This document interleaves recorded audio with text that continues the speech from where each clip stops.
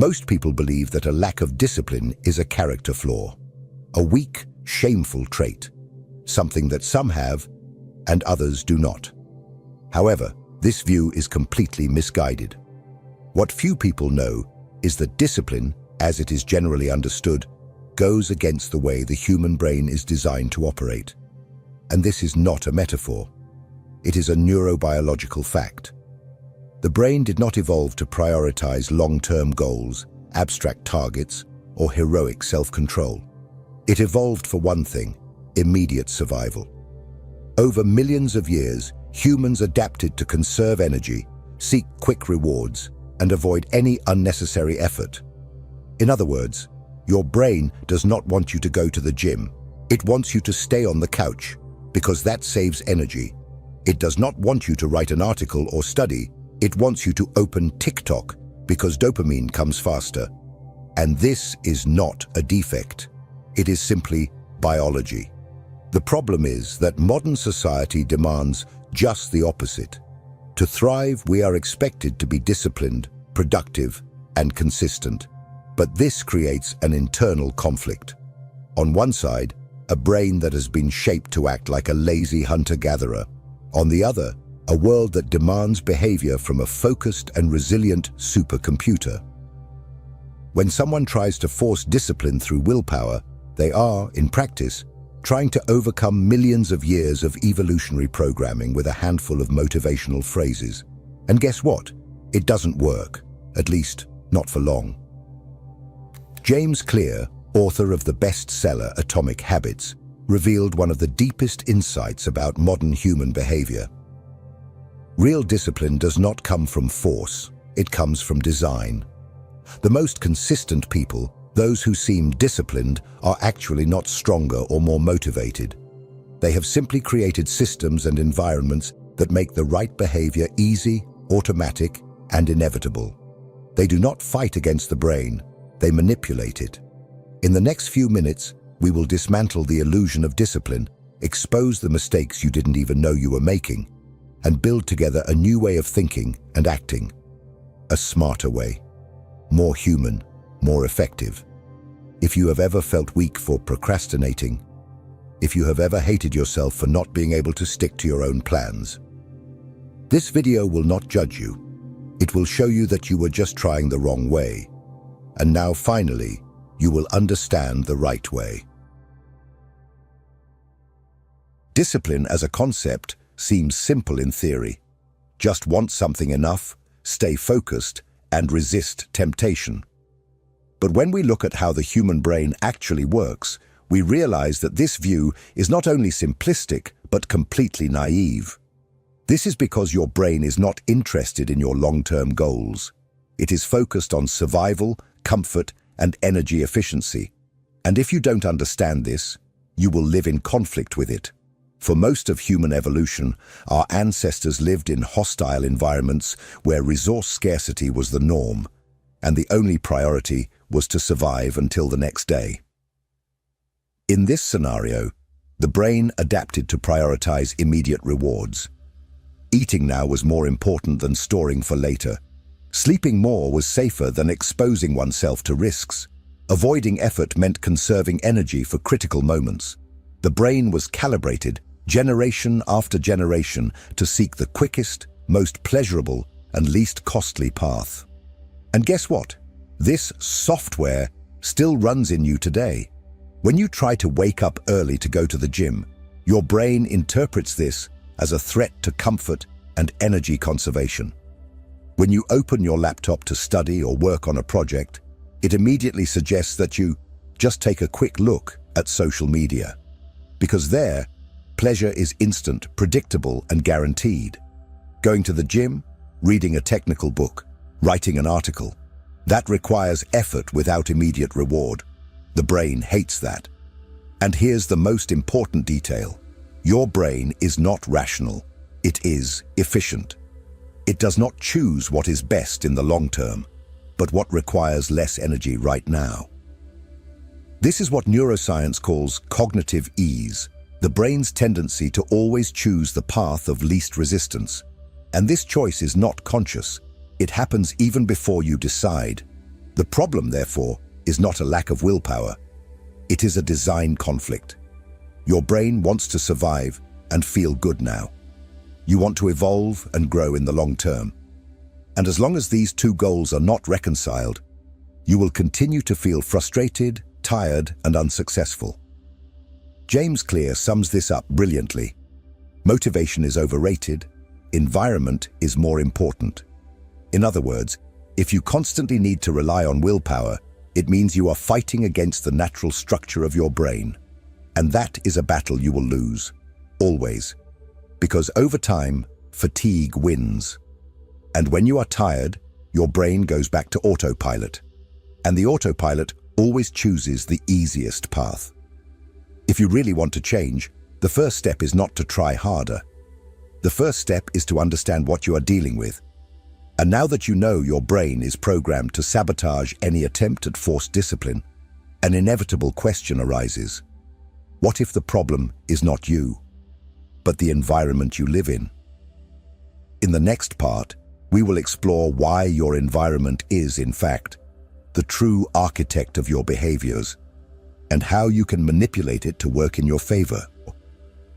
If this content is making sense to you, click the subscribe button and subscribe to the channel. Thank you for your support. Now that you understand that your brain is designed to seek the easiest path, we need to look at the true battleground where this decision takes place: the environment around you. Most people believe that self-control is an inner strength, a kind of moral muscle that just needs to be strengthened. But the truth, as James Clear revealed, is much more uncomfortable. Self-control is fragile, and it crumbles in the face of a poorly designed environment. Think about this. You decide to start working out. You are motivated, determined, ready to change your life. But when you wake up, your workout clothes are crumpled at the bottom of the drawer. Your sneakers are in the trunk of the car. It's cold outside. Meanwhile, the couch is 3 steps from the bed, your phone is in your hand, and Instagram is already open. The choice is no longer between good and bad. The choice is between what is available and easy, and what is hidden and laborious. And the brain, as we have seen, always chooses what requires less effort. That is the real problem. You are trying to change your behavior while maintaining an environment that encourages the opposite. And this is where the concept that has changed the way thousands of people understand discipline comes in: choice architecture. This term, used by Clear, shows that human behavior is shaped by what is closest, most accessible, and most visible. It's not a matter of strength, it's a matter of behavioral engineering. Want an example? In a study cited by Clear, the simple change of position of water bottles in a cafeteria, placing them at the front instead of the back, increased water consumption and reduced soda consumption without any motivational campaign or prohibition. What changed? The environment. The decision became easier. And when a healthy decision becomes the simplest option, the brain does not resist. It follows. Now, imagine applying this to your own life. Want to read more? Leave the book on the bed, not in the drawer. Want to stop getting distracted by your phone? Turn off notifications, hide the device, use blocking apps. Want to wake up and work out? Leave your clothes ready next to the bed, as if you were setting a trap. But this time, against your own laziness. Because deep down, this is what you need to understand. Discipline does not come from effort. It comes from preparation. Disciplined people are not stronger. They are smarter in how they set up their space, their rituals, and their triggers. They know that when the right environment is set up, good behavior becomes almost inevitable. They do not rely on motivation. They create a system where the right behavior requires less energy than the wrong one. And that is the key. You need to stop relying on self-control and start designing your environment as if you were an engineer of your own mind. A behavior that requires conscious effort today can become automatic tomorrow if it is well anchored in the environment. But what if you could go beyond that? What if, instead of just removing obstacles from the environment, you could hack the very habits that your brain already performs on autopilot? That is exactly what you will discover in the next part. How to use the concept of habit stacking to hijack existing behavior loops and turn them into allies of discipline. So far, you have understood two brutal truths. Your brain is biologically programmed to avoid effort, and your environment shapes your behavior more than your willpower ever could. But even with these two ideas in mind, an inevitable question arises. How, in practice, can you transform desirable habits into automatic behaviors? How do you move from intention to execution without relying on motivation, which is volatile and weak? The answer lies in one of the most powerful strategies revealed by James Clear: habit stacking. The human brain operates based on habit loops, which involve three parts: cue, routine, and reward. And these loops are already operating in you, even if unconsciously. You brush your teeth when you wake up. You check your phone when you sit on the couch. You have coffee as soon as you enter the kitchen. These actions require no effort, because they are already part of the automatic structure of your behavior. What habit stacking proposes is simple yet brilliant. Instead of trying to create a new habit from scratch, you connect it to an existing habit. This way, you leverage a cue that is already rooted in your brain to implant a new desired action with much less resistance. For example, after brushing your teeth, automatic habit, you meditate for 2 minutes. After preparing breakfast, you write a page in your journal. After locking the front door, you repeat a focus affirmation for the day. This sequence creates a kind of neural coupling. The brain starts to automatically associate the new behavior with the old one. You are, in practice, hijacking the automatic routine to hack discipline. And why does this work so well? Because you eliminate the biggest barrier: the start. Initiating an action requires more mental energy than maintaining it. Once you are in motion, inertia works in your favor. Habit stacking creates momentum, and momentum, more than willpower, is what keeps behaviors consistent over time. But be careful. This method requires a strategic approach. You cannot stack just any habit anywhere.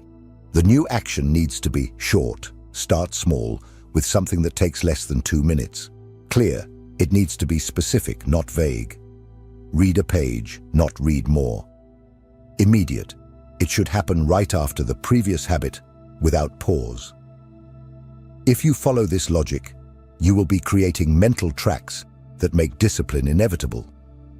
You will no longer have to decide if you want to do it. Your body will simply do it. And that is the true victory. When the right action happens before doubt arises, before laziness sets in, before rationalization convinces you to give up. And you know what's even more interesting?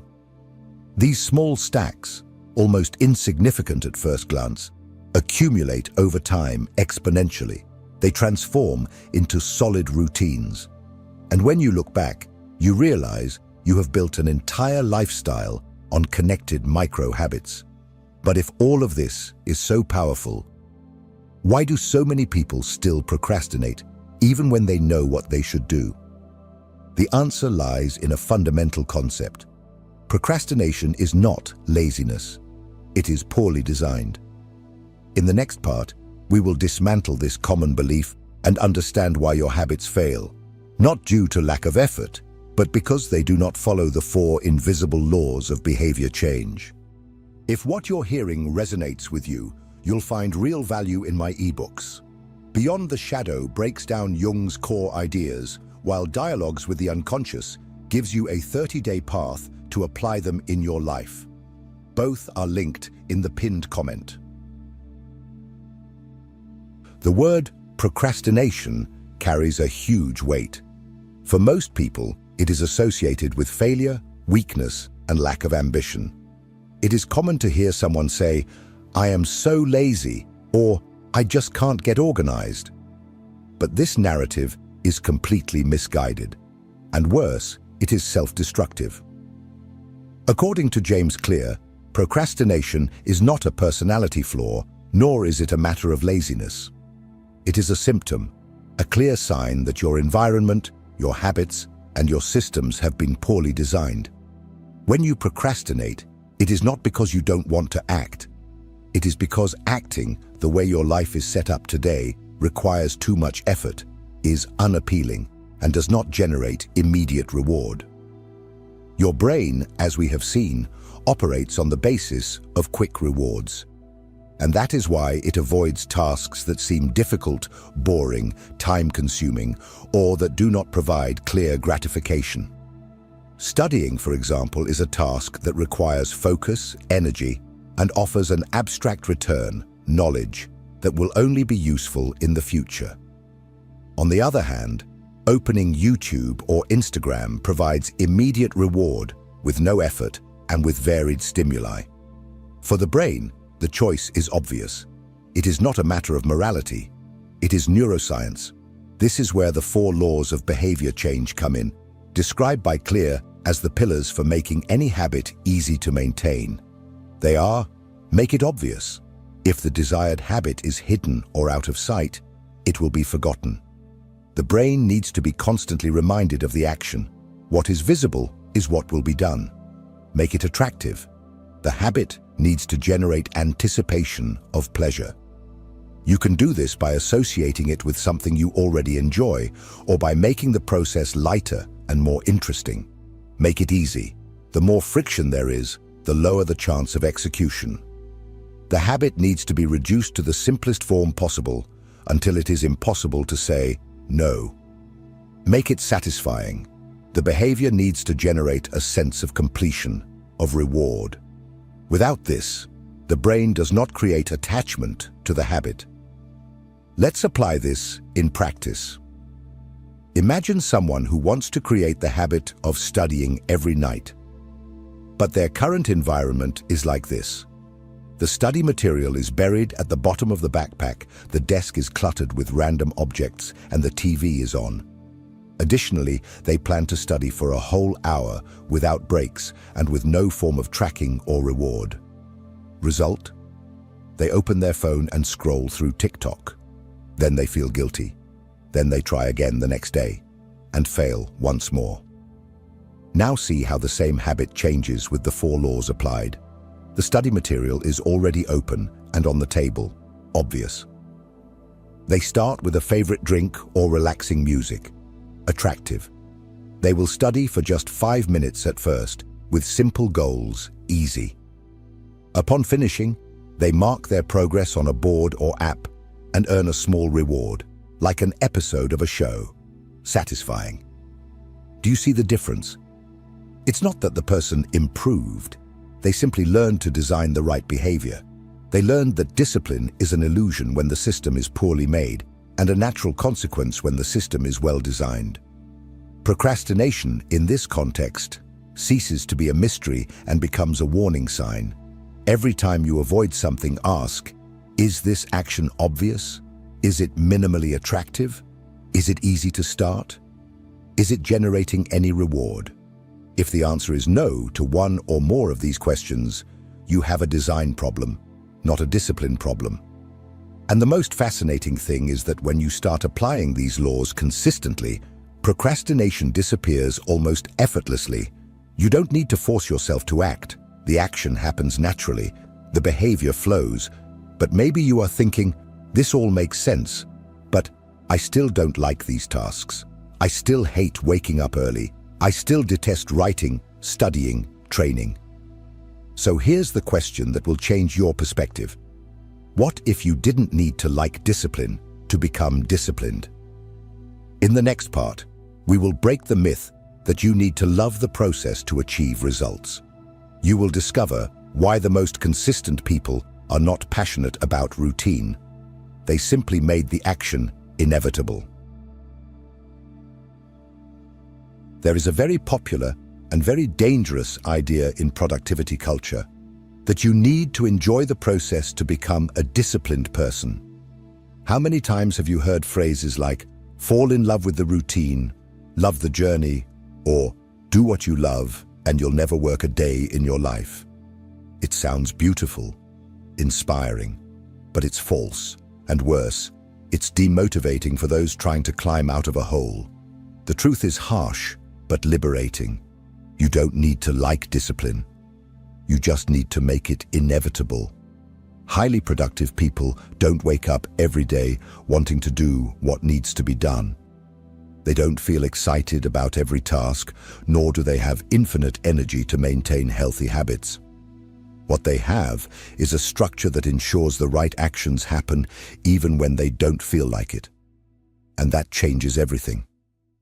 Imagine you want to create the habit of running in the morning. You might even have good reasons: health, aesthetics, energy, discipline. But on 9 out of 10 days, you will wake up without the desire. Your body will crave more sleep. Your mind will seek excuses. It will be cold or hot or raining. You will think, today is not the best day. And just like that, the habit dies once again. Now imagine a different scenario. Before going to bed, you leave your running shoes and workout clothes next to your bed. You place your phone alarm far away, forcing yourself to get up. You choose an energetic playlist that starts playing as soon as you turn off the alarm. You have a workout partner waiting for you on the corner at 6:30 a.m. You already know the running route and have prepared a light breakfast for afterward. In this second scenario, the act of running hasn't become more enjoyable, it remains demanding. But you have reduced friction so much and increased the structure around it so much that running has become the path of least resistance. The decision was made before the desire appeared. And that's what disciplined people do. They don't rely on desire. They create systems that work even on bad days. And here comes a crucial point. Your goal shouldn't be to fall in love with discipline. Your goal should be to make important behaviors so automatic, so well integrated into your routine, that executing them requires less effort than avoiding them. That's the difference between living in the realm of motivation and living in the realm of systems. In the realm of motivation, everything depends on your mood, your energy, your momentary enthusiasm. In the realm of systems, action is automatic. It's the default, the only logical choice. James Clear summarizes this with brutal clarity. You do not rise to the level of your goals. You fall to the level of your systems. This means your future will not be defined by your intentions, but by your daily habits. And the more these habits are automated, the less you will depend on motivation, that unstable resource that so many people insist on pursuing. That's why saying, "I don't like routine," or "I hate waking up early," is no longer a valid excuse. No one needs to love these things. You just need to make them so well integrated into your life that they cease to be a choice and become part of your identity.